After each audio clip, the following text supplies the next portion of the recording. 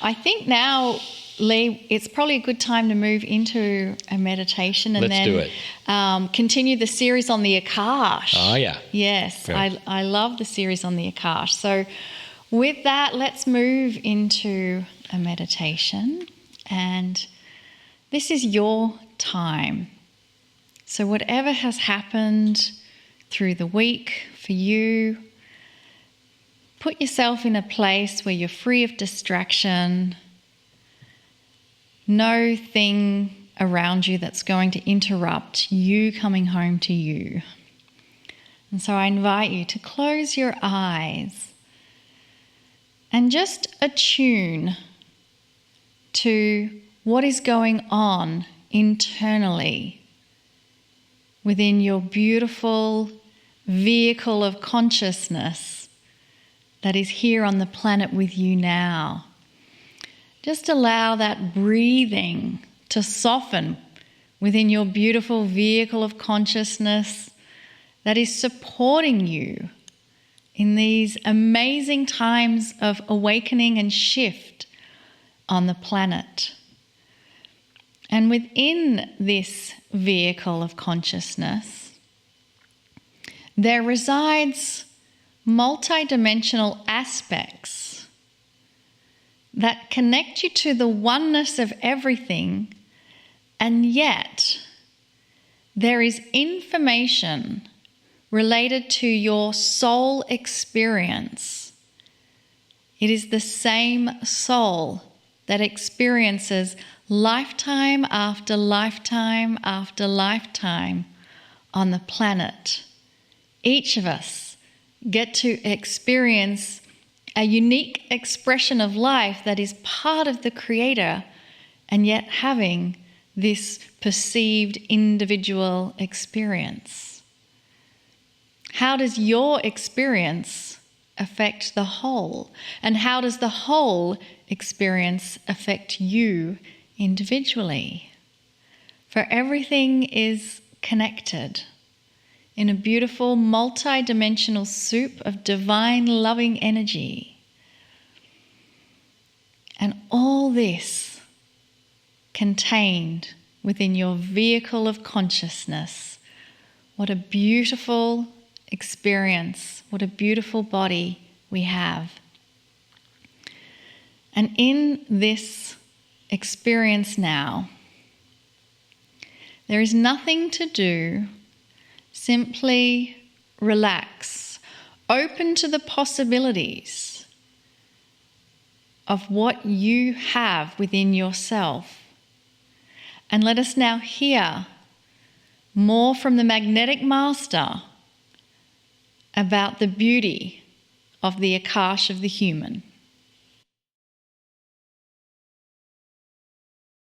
Greetings, dear ones. I'm Kryon of Magnetic Service. Indeed, the system of the Akash is beautiful. The entire system is not a system that some have looked at and said, well, this is somehow a system of punishment. That's what they said. They look at the energies, for instance, of karma and all and say, well, you've got to get it right, or you're going to have to go through some things because you didn't. Are you aware that almost all of your spiritual systems feature what I would call a human scenario of reward and punishment?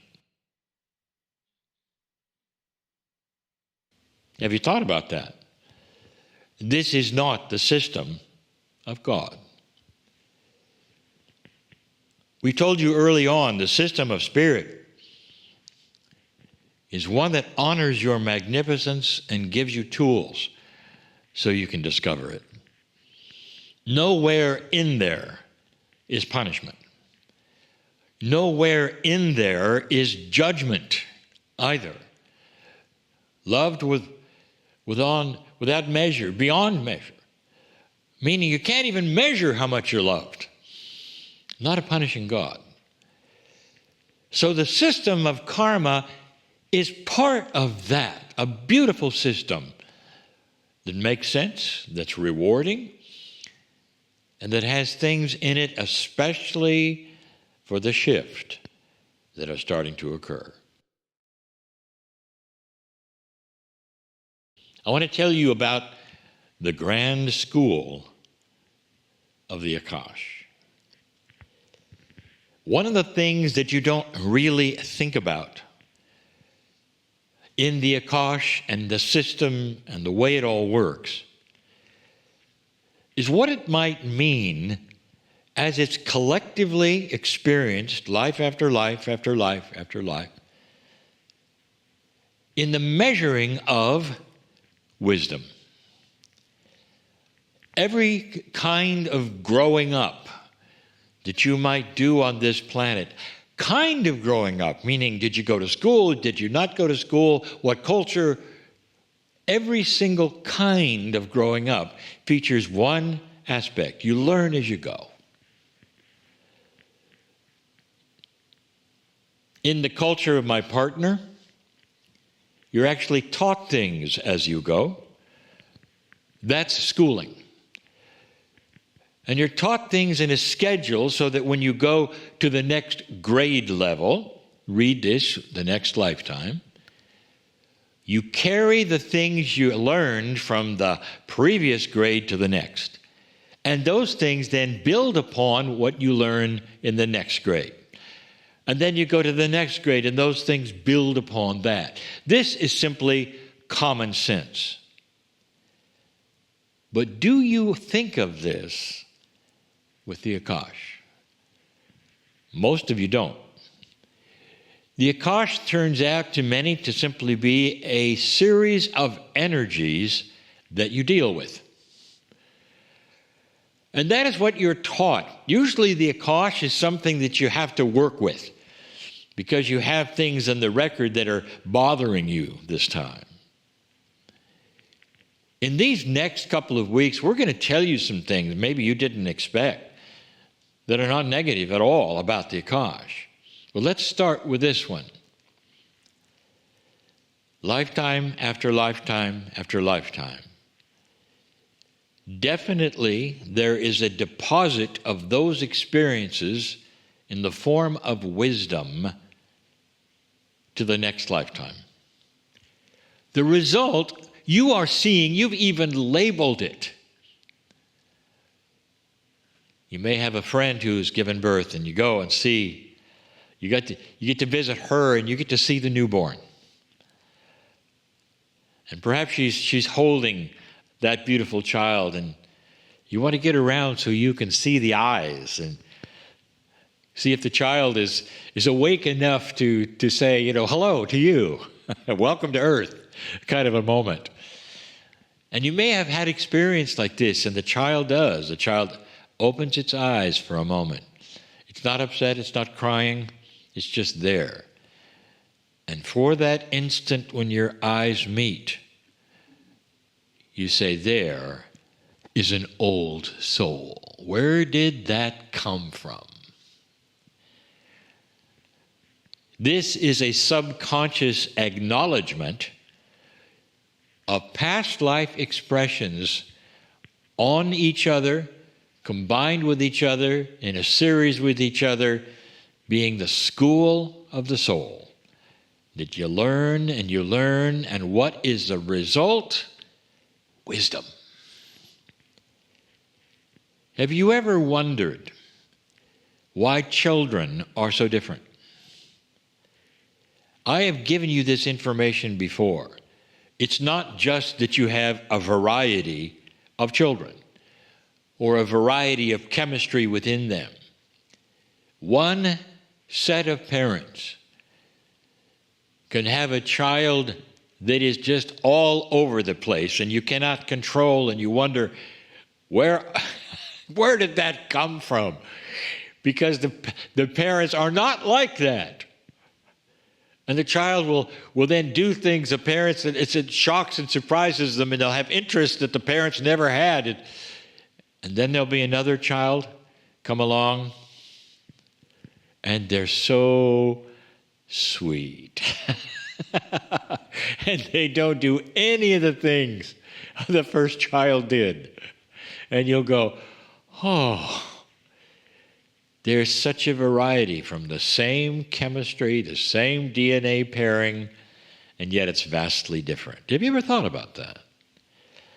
Welcome to the Akash. One child may be here for the first time and has to figure everything out. We'll touch everything. We'll put everything in its mouth. And everything is a mystery. They'll even grow up to be that way in a certain way. You'll say A to them, and they'll answer with B. It's almost like they never were given a question. They have no clue about life on the planet. And they're learning, and they're learning. You can see it. Even as young adults, they seem mystified by certain things that happen around them. And another child, just the opposite. It's almost like you can say, what's different about you? And they'll look at you and say, well, been there, done that. They understand life, and nothing surprises them. In fact, their reactions are a whole lot better than you ever expected. They're better than the parents. What is going on? An old soul will be this way. Been on earth many times, has it figured out, and is wise beyond their years. That's even part of the affirmation, perhaps, for this entire month. What a coincidence. What I want to tell you, and the reason I'm saying this, is that almost anyone who wishes to watch the program of this week and finds themselves being blessed by it is an old soul. It's a soul who understands there's more to what is here than you think. It's the old soul that says, I don't know what I don't know, and I'm okay with that, because what I don't know is magnificent. It's a human being who will grow up and say, I think that I can surpass even the things that people think are unsurpassable. I believe intuitively, they will say, that I can heal myself, that consciousness has power. All the kinds of things that you wouldn't expect to have happen on your own. You'd expect that would be in some kind of shamanic training, wouldn't you? And here comes a person that seems to know it.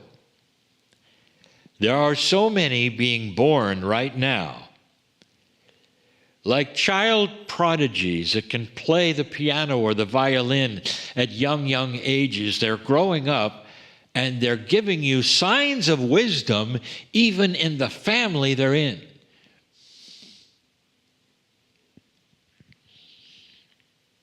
My partner wrote a book many years ago called The Indigo Children.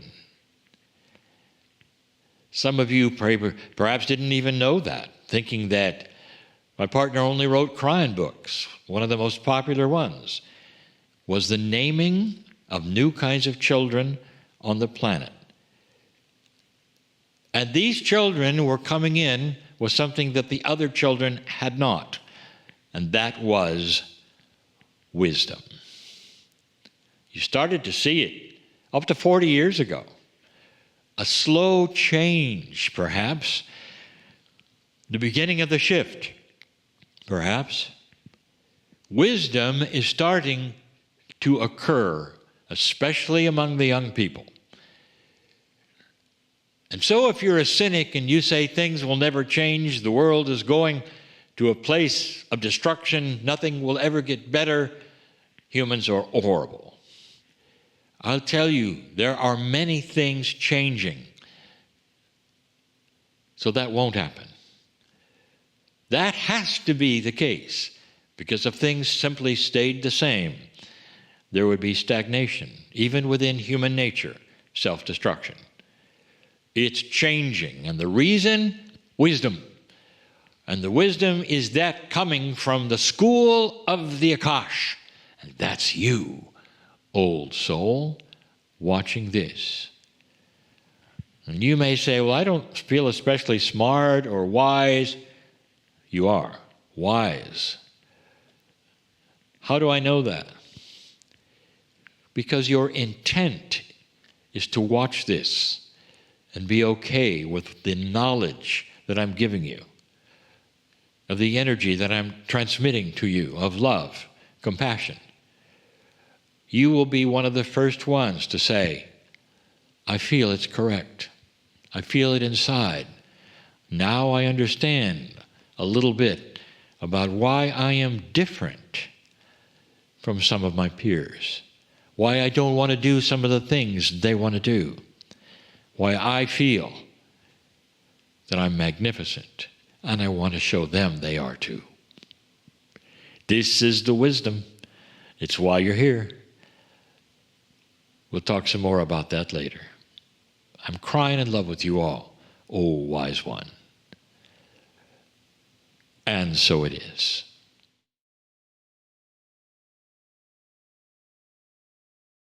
And following that powerful message from Kryon, I invite you to bring those beautiful energies back with you as you begin to awaken back into your body. Bring your awareness back into your body. As you can tell, I'm finding my own words, bringing my own self back into my body after that beautiful energy, that beautiful transmission. If you've had your eyes closed, I invite you to open your eyes. And this next guest has had just some incredible, almost unbelievable, except I know that they are believable, experiences that she's going to share with us this evening. Her name is Sue Frederick, and I want to make sure Sue is on the Zoom feed with us. Sue, are you there? I'm here. Oh, wonderful. Well, we are so delighted, and we are going to tell everyone about you. And in the telling everyone about you, we do mention that Sue is a reverend, but I want to add a rider into that, saying that she is not your traditional reverend. It was with the Unity Village, and it's a very different kind of ministry. But before I continue, Lee, I think you want to... I'll let people know who she is. Reverend Sue Frederick, channel, clairvoyant, claircognizant, and clairaudient. That's a mouthful, but that's who she is. Wow. She receives wisdom from guides and departed loved ones to help you heal grief and find your purpose. With her powerful intuition, she uses sacred numerology and mystical information to facilitate access into a divine lens to heal your life. So, Reverend Sue draws upon decades of spiritual study and powerful inner wisdom to help clients fulfill their soul's mission.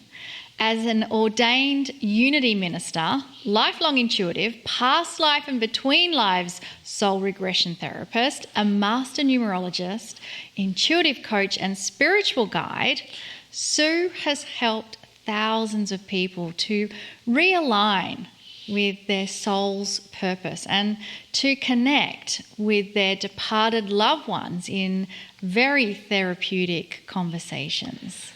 Sue's been a guest on hundreds of radio shows and TV interviews and features in major magazines and newspapers. She's also the author of 11 books. Wow. After suffering a tragic loss, Sue became a sacred numerology practitioner, and that happened since '81. She brings a deeply enlightened perspective to using numbers as navigational tools for deciphering the soul's journey and connecting to departed loved ones. I believe in that. Everybody knows we're into numerology here. Sue, welcome to our program.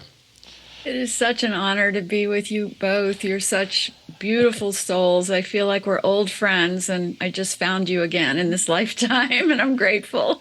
We're grateful too. And yeah. I would love you to start at the beginning, because it's quite a story that brought you to some realizations and got you going. Yeah.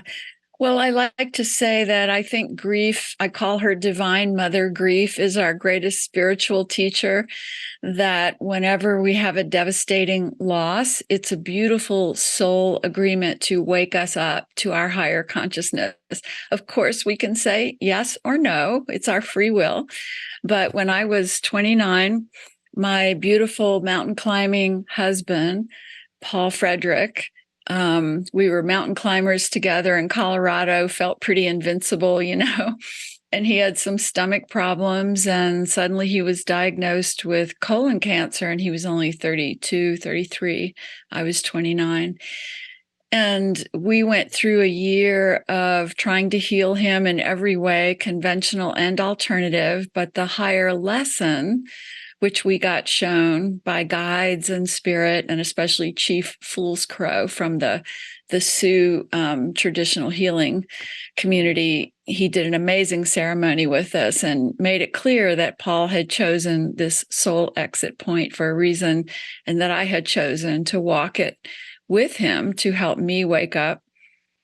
And then when Paul crossed, he took me on my first shared death experience. And for any listener who doesn't know what that is, Raymond Moody, who coined the term near-death experience, also talks and wrote years ago about shared death experiences where a loved one in their moment of crossing lifts us up to the divine realms to show us that there is no death, that the soul lives on, and to teach us important spiritual concepts that we can then carry into our everyday life. And Paul, being my greatest teacher in this lifetime, certainly did that for me. And many people have experienced this. So I just want you all to know you may have even experienced it and you wrote it off. And in Paul's case, I was holding him in my arms when he died of cancer. And he and his mother and I were on each side of him, holding him. And we said, "You're free to go. We love you. And we set you free to the higher realms." And without any struggle, he'd been in a coma for days. But when we said those magic words, he took the most beautiful conscious sigh, and his soul lifted out of his body. And his mother and I both saw it and felt it viscerally and in every way. And it just opened our hearts so much. And it brought both of us into this ecstatic feeling of feeling and seeing his spirit move on and be so happy and free. And that night, he was in bed with me in full form, showing me that he was still alive and letting me feel even his physical presence next to me. And then a being of light reached over me and tapped him, and he had to rise back up again. But he kept coming back and teaching me. I was not in my body for almost a month. And everything that would happen during a day, he would be saying to me in his voice, "That is divine order in action. You may not think it is, but everything is in divine order." And even, my car suddenly breaking down on the road one day, and I'm sitting there crying in my car thinking, "Oh, I don't have the money to fix this." Paul is whispering in my ear why this happened and where it's going to lead me to. And I guess one of the more significant ones was he showed me, one night I said, "I've got to find an apartment to live in tomorrow. I have to move and I don't know what to do." And I made a list of apartments to go check out the next day. And that night, Paul took me on a journey into showing me the apartment that I would end up living in for the next 7 years. And it was this gorgeous apartment with windows, floor to ceiling, and kind of a spiral staircase in the middle.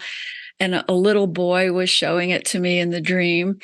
And the next morning, as I pulled out with my long list of places to go, that one wasn't on the list, but I saw this for rent sign. And I just thought, actually, I didn't think. Paul's voice said, "Turn into that driveway."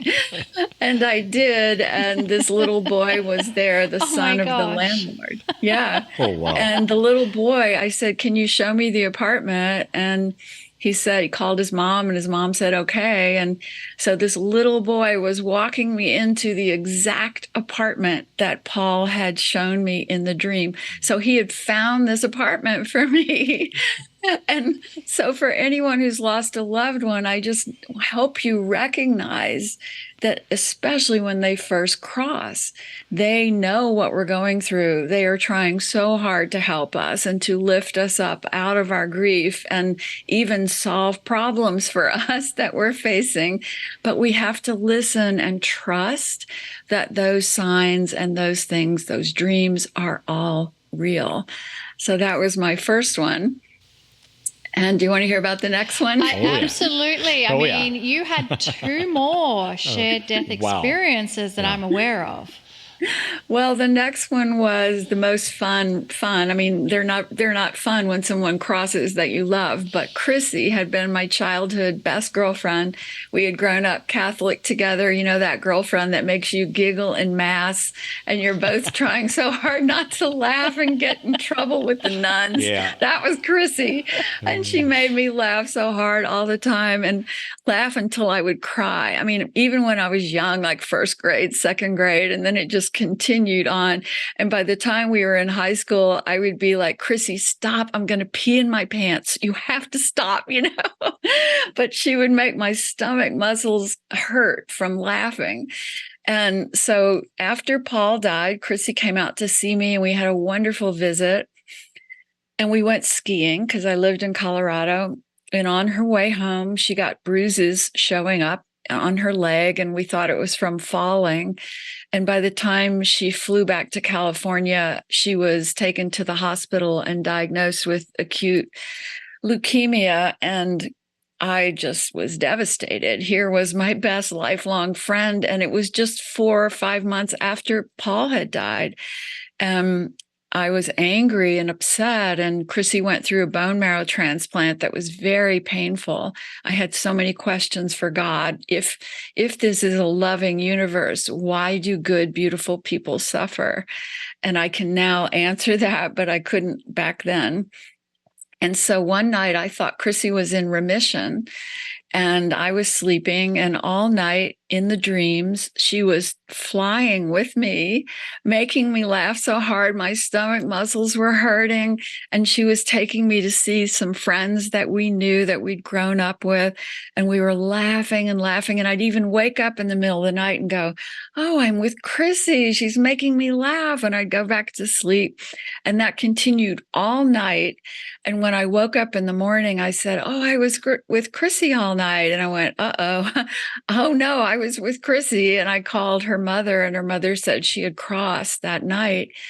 And what a blessing. She came to show me that love and joy and laughter is our natural essence. And it is what we exactly return to and experience the minute we leave the body, even if the body is suffering from cancer or some painful illness, that we are free of it instantly, even before the final moments. And that laughter and love are the frequency of God consciousness. Thank you, Chrissy. She still comes to me showing me that.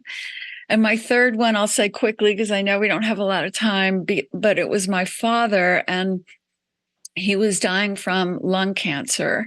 And he had always wanted me to return to the Catholic Church because I had grown up Catholic and I was quite devout as a child. But then, as we do, when I got out on my own and studied different things, Buddhism, Hinduism, unity, Course in Miracles, Theosophy, I just knew that there wasn't one path to God. But my father, I loved him so much, and he was my loving parent growing up. And he said on his deathbed, he said, Sue, I need for you to become Catholic again so that I can find you. It was so sweet. You know, he didn't say, so you can be saved or anything. He said, because I know where I'm going and I need to find you there. And it was so sweet that I said yes. And we called in the priest. I wanted my dad to feel at peace. And the priest gave me the confession and the communion and everything right there in the room. And my dad was so happy. He had tears coming down his eyes. And so he crossed within a couple days. And actually, the moment he crossed was quite a powerful shared death experience again. So, as some of you may relate to, I was kind of the black sheep of my good Southern Catholic family because I always had a very different path and a very different point of view. And so at the moment of my dad's crossing, I said, "Hey, I have a strong knowing that dad is going to cross today and I'd like to be with him." And my family said, "No, it's your turn to babysit for all the kids," because we all had kids, all my siblings. They said, "You need to take the kids home and get them down for a nap." And this is my family of origin dynamic, you know. And I just went, "All right, whatever," and got the kids in the van and brought them home and to my mom's house. And we got them down for a nap. And as soon as I got him for a nap, I sat in meditation. And this is very important for people to know that we have to be quiet enough to receive. And I'd been meditating since the 70s. So it was natural for me to want to sit and meditate. And instantly my father appeared in front of me, and he was young and happy and healthy and laughing, and he was making me laugh. And he had always been so silly and funny when he was younger and healthier. And we had missed that part of him as he got older and got sick. But in this vision, he was young and making me laugh again. And I was joking with him. And all of a sudden I went, "Dad, what are you doing here?" And I opened my eyes and I realized, wow, Dad's out of his body. And I picked up the phone and called the hospital room. And my brother Jim said, "Dad is having a heart attack and it's chaos in here. They're trying to give him CPR." And my dad was dying of lung cancer. It was just that my family couldn't agree on the do not resuscitate orders. And so my dad had come to me even